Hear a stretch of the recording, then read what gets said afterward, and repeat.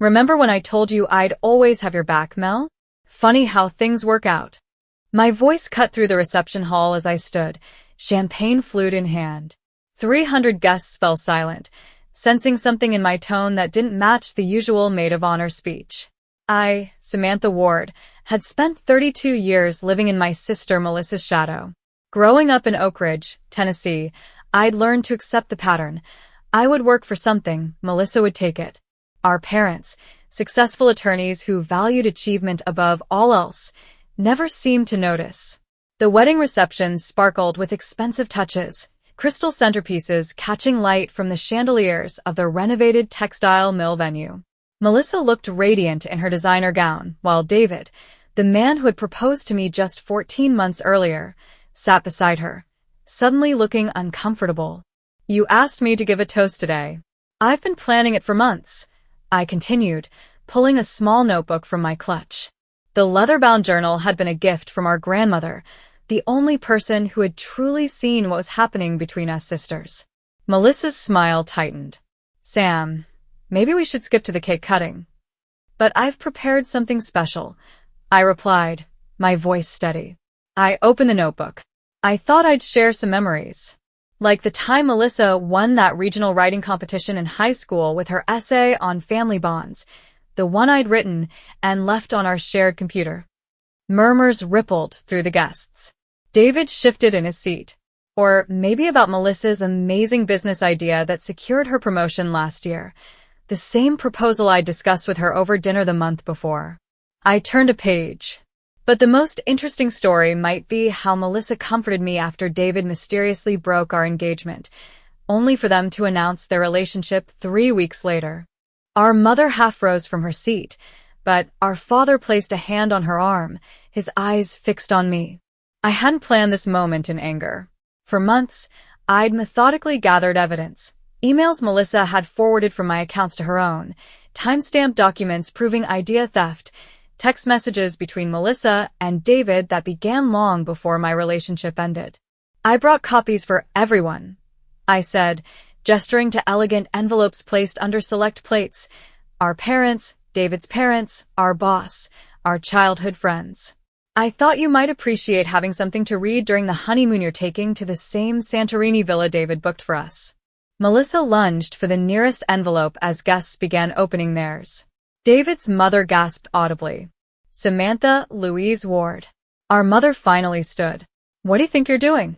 Exactly what you taught me to do, Mom. I'm presenting evidence. My voice remained calm as I placed my notebook down. You always said a good attorney needs documentation. Our father was already reading, his face darkening with each page. Decades of dismissing my complaints about my sister crumbled under the weight of irrefutable proof. Melissa began her familiar performance, tears welling in her eyes as she looked around the room. Sam's always been jealous of me. This is just cruel. But I had anticipated this. I pulled out my phone and connected it to the venue's sound system, a detail I'd arranged with the AV technician, a college friend who owed me a favor. Is it cruel to share the truth, Mel? Let's hear what you really think. I pressed play. Melissa's voice filled the hall. God, David, Sam is so pathetic. She actually thinks you left because of cold feet. As if you'd ever choose her over me. We just need to keep this quiet until after we're married. Then, who cares what she thinks? David's voice followed. I don't know, Mel. She trusted me. Maybe we should. Should what? Tell her you've wanted me since high school? That you only proposed to her to stay close to me? Please. Just stick to the plan. The recording ended. David stared at his plate. Melissa's face had gone white. There's more, of course, I said, slipping my phone back into my clutch. But I think we've covered the highlights. I turned to my parents, who sat frozen in their chairs. Mom, Dad, I've tried telling you for years. I guess now you can see for yourselves. I placed my untouched champagne back on the table. The room buzzed with shocked conversations. Melissa's perfectly planned wedding was collapsing around her, just as my life had collapsed when I discovered David's betrayal. I should thank you both, actually, I continued, looking directly at the bride and groom. When you took each other, You freed me. I wish you exactly the happiness you deserve together. With that, I picked up my small purse and walked toward the exit. Behind me, chaos erupted. David's parents confronted him, Melissa screamed accusations, and somewhere in the back of the room, someone started clapping slowly. I pushed through the heavy wooden doors into the cool evening air. For the first time in decades, I felt light. 6 months earlier, I had stared at the wedding invitation in disbelief. The embossed card trembled in my hand. You are cordially invited to celebrate the marriage of Melissa and Ward and David James Cooper. The engagement announcement had been painful enough, but being invited to watch them exchange vows felt like having salt rubbed into an open wound. Even worse was the handwritten note from Melissa. I'd be honored if you'd be my maid of honor. No one knows me like you do, sis. I had nearly called my sister to decline, but something stopped me, a lifetime of swallowed words and disappointments coalescing into resolve. I'd accepted the role with practiced graciousness, even as my mind began forming a plan. Sitting in my modest apartment in Brentwood, not far from the accounting firm where I worked, I opened my laptop. I created a folder labeled Wedding Speech and began to compile. The pattern had started when we were children. Melissa, 2 years younger but always more outgoing, would borrow my toys only to claim them as her own. Our parents, busy with their legal practice, would sigh and tell me to share. Don't be difficult, Sam. It's just a doll. But it was never just a doll, or just a sweater, or just a science fair project idea. By high school, Melissa had refined her technique. She'd hover nearby while I worked on assignments, then incorporate my best ideas into her own work. Teachers praised Melissa's creativity, never realizing she was building on stolen concepts. I had learned to hide my work, to keep ideas to myself. But that only made Melissa more determined. She'd search through my room, read my journals, eavesdrop on my phone calls. When I won a scholarship to Vanderbilt, Melissa suddenly decided that's where she wanted to go too. Our parents pulled strings to get her in, despite her lower grades. After college, I had tried to establish distance. I took a job at Harrison and Bloom, a mid-sized accounting firm, and found satisfaction in my work. I dated occasionally, but focused primarily on building my career. Then Melissa graduated and, to my dismay, applied for a position in the same firm. It'll be fun working together, Melissa had insisted. And I need your help getting started. Our boss, Tom Harrison, had been impressed by Melissa's confidence. She was assigned to the desk across from me, where she could observe my methods and client interactions. Within months, Melissa was presenting ideas in meetings that I had mentioned over lunch. Colleagues praised Melissa's innovative thinking while I sat silent, conflicted between speaking up and avoiding conflict. Then David arrived, a new financial advisor transferred from the Chicago office. Tall, with kind eyes and a quiet confidence, he'd immediately caught my attention. To my surprise, he seemed drawn to me rather than Melissa. For once, something in my life wasn't immediately coveted by my sister. Our relationship had developed slowly. Coffee breaks became lunch dates, which evolved into dinners and weekend hikes. David appreciated my thoughtfulness, my attention to detail, my dry humor. After a year, he proposed during a weekend trip to the Smoky Mountains. I, for once, felt chosen. Melissa had seemed genuinely happy for us. She helped plan the engagement party, offered to be maid of honor, suggested venues for the wedding. I had dared to hope that my sister had finally outgrown her competitive nature. Then came the mysterious cancellations from David. Late nights at work. Weekends suddenly filled with client emergencies. When he finally broke things off, his explanation was vague. He wasn't ready, we wanted different things, it wasn't my fault. 3 weeks later, Melissa had called with news. She and David had connected unexpectedly and felt an immediate bond. They hoped I would understand. Some things are just meant to be, Sam, Melissa had said. You'll find someone perfect for you too. That night, alone in my apartment, something had broken inside me. The dutiful sister who always stepped aside had disappeared, replaced by a woman determined to stop the cycle. I began with David's laptop. He'd left it at my place before the breakup, and though he'd asked for it back, I had forgotten to bring it to work. The password was easy. My birth date, ironically. Inside, I found months of messages between David and Melissa, starting well before our engagement ended. "Sam's sweet, but she's nothing like you," he'd written. "I can't stop thinking about our lunch together." Melissa had played innocent at first. "She's my sister, David. This isn't right." But the pretense hadn't lasted long. Soon they were meeting regularly, planning how to end his relationship with me gently. The emails were just the beginning.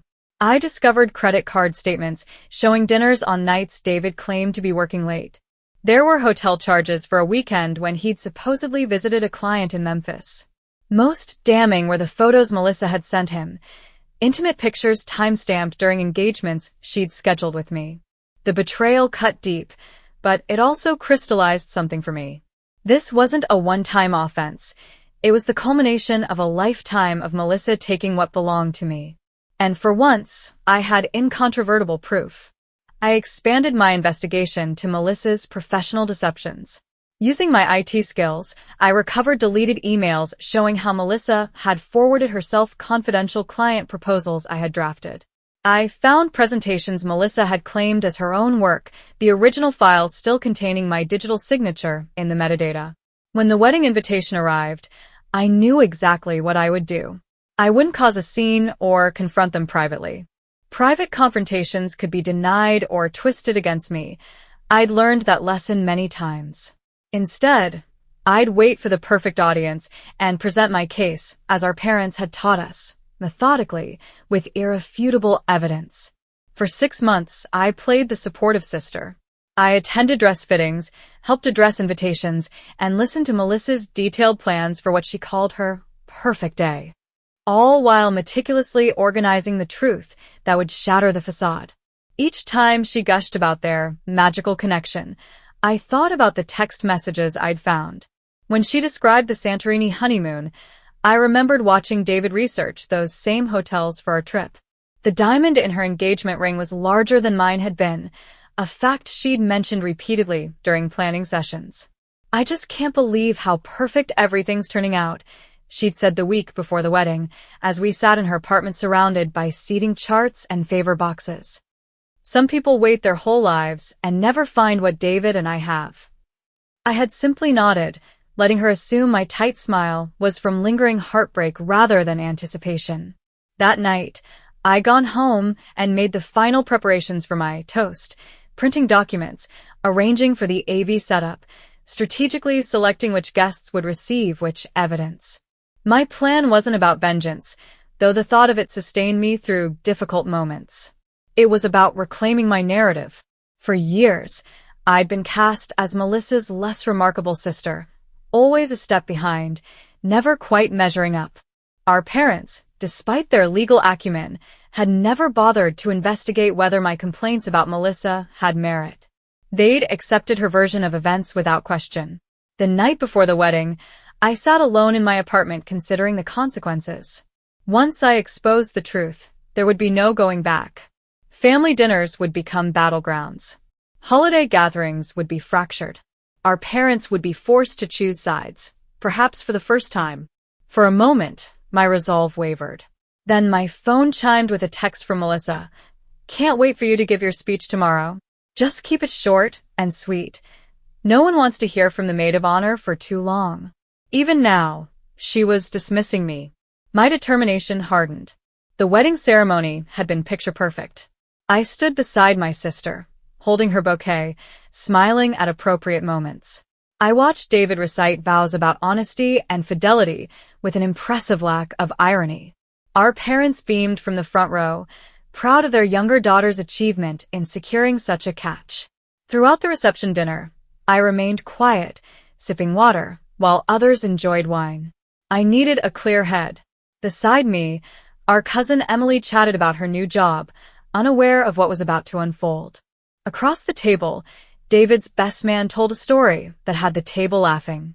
Melissa kept her hand possessively on David's arm, her new rings catching the light with every gesture. When the MC announced it was time for toasts, my pulse quickened. David's best man went first, telling sanitized stories of their college days and welcoming Melissa to the family. Then it was my turn. I approached the microphone with the calm of someone who had nothing left to lose. Now, as I walked away from the reception hall, my phone buzzed repeatedly with incoming messages. I ignored them, focusing instead on the cool night air filling my lungs. I reached my car, slid into the driver's seat, and allowed myself a moment of stillness. The parking lot door burst open. My father emerged, scanning the area until he spotted my car. His steps were heavy as he approached, his normally imposing figure somehow diminished in the dim light. I rolled down my window, but didn't speak. "Is it all true?" he asked, his voice hoarse. "Everything in that folder?" I met his eyes. "Every word. I have the originals at home." He placed both hands on the roof of my car, head bowed. "Why didn't you come to us?" "I tried, Dad. For years. You and Mom always took her side. We thought you were just being—" He couldn't finish. "Difficult? Jealous? Oversensitive?" I supplied the words they'd used throughout my childhood.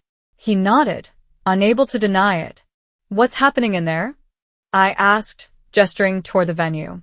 "Your mother is trying to salvage what she can. David's parents have left. He's claiming he didn't know about most of what Melissa did to you." He paused. "I don't think I can go back in." I hadn't expected that. My father, the man who'd built his reputation on composure under pressure, avoiding a difficult situation. "I failed you," he said simply. "We both did." I had imagined this moment for months, rehearsing what I'd say when they finally realized the truth. But now, faced with my father's genuine remorse, the practice speeches evaporated. "Yes, you did," I said quietly. "But that's not why I did this. I did it because I deserved to stop being her victim. And they deserved consequences." My father straightened up. "What happens now?" "I've accepted a position in Seattle. I start next month." I hadn't told anyone about the job offer, a senior role at a respected firm, based entirely on my own merits. "I think some distance would be good." He nodded slowly. "Will you let us try to make this right? Not today, not tomorrow, but someday?" I considered his question.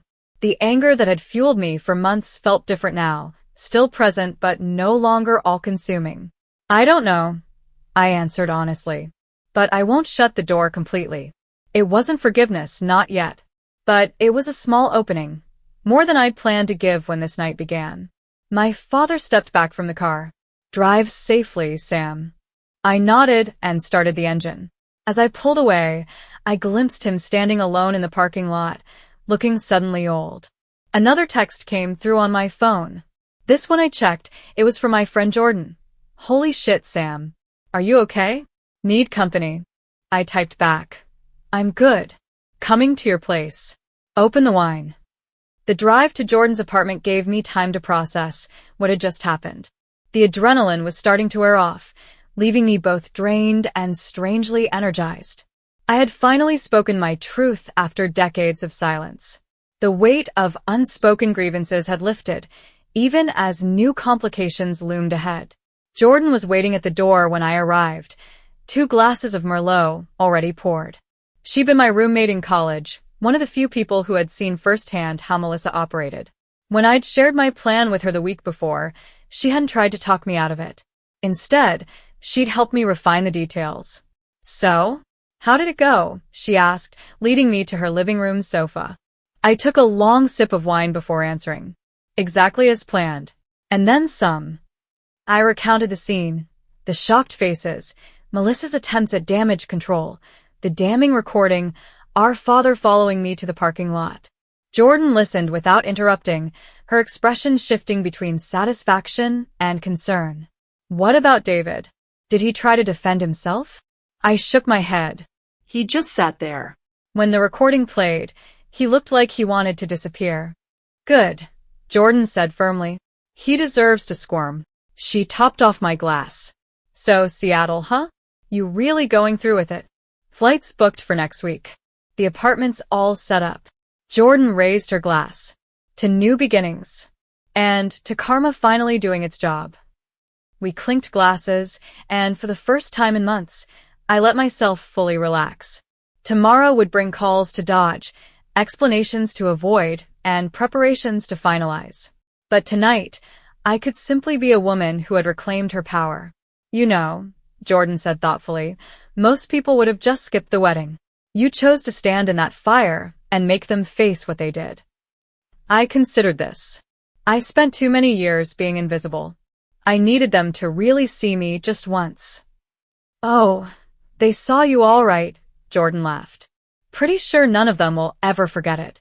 1 year later, I stood on the balcony of my Seattle apartment, watching ferries cross the Sound against the backdrop of the Olympic Mountains.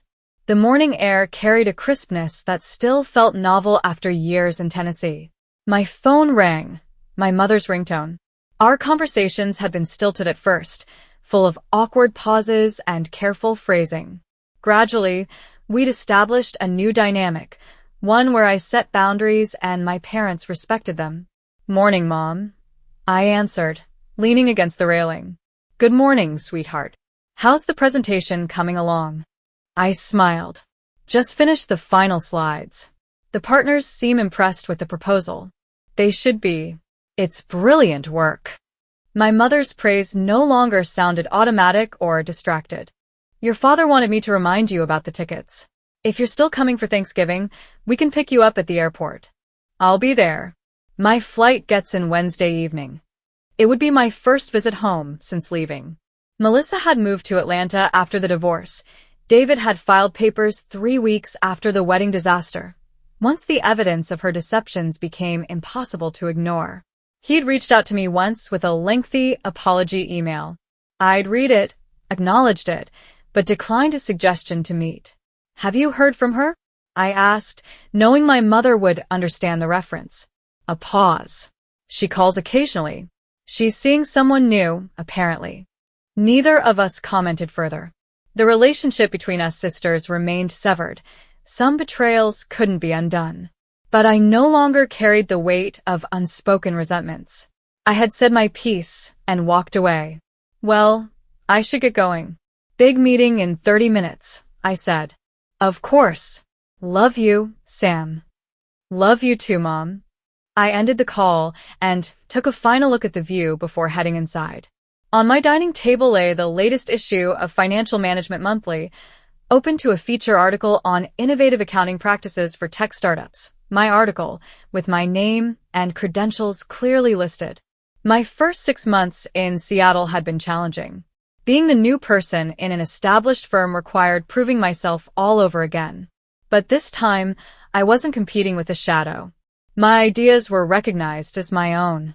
My contributions were valued. The senior partners had taken notice, assigning me to increasingly important clients. The position I'd accepted had been a lateral move financially, but it offered something more valuable than money, the chance to be judged solely on my own merits. No history, no comparisons, no family dynamics to navigate. Just my work speaking for itself. I'd found an apartment with a view of Puget Sound, decorated it exactly to my taste, and begun building a life that felt authentically mine. I joined a hiking group, explored the city's neighborhoods, and even started dating again, cautiously but with growing confidence. Today's presentation would potentially secure my first major client as lead advisor. I'd spent weeks preparing, anticipating questions, refining projections. My proposal was solid, innovative without being reckless. The kind of work that established reputations. I gathered my presentation materials, checked my appearance in the mirror, and headed for the door. As I locked up, my neighbor Linda passed by with her dog. Big day. Linda asked, noting my formal attire. Just another step forward. I replied with a smile that reached my eyes. And it was true. Each day since leaving that reception hall had been exactly that. Another step in a life that finally belonged completely to me. No shadows to escape. No patterns to break. Just my own path, chosen with purpose and walked with confidence. As I drove toward downtown, I thought briefly about the notebook I'd held that night, the one my grandmother had given me. It sat now on my bookshelf, its pages filled with new ideas and plans. The first half documented a history of loss and betrayal. The second half was still being written, this time on my terms alone. The law firm where my parents had built their careers had a saying framed in the lobby: "Justice delayed is not justice denied." As a child, I'd never fully understood its meaning. Now I lived it. Sometimes justice took 32 years to arrive. But when it did, it changed everything.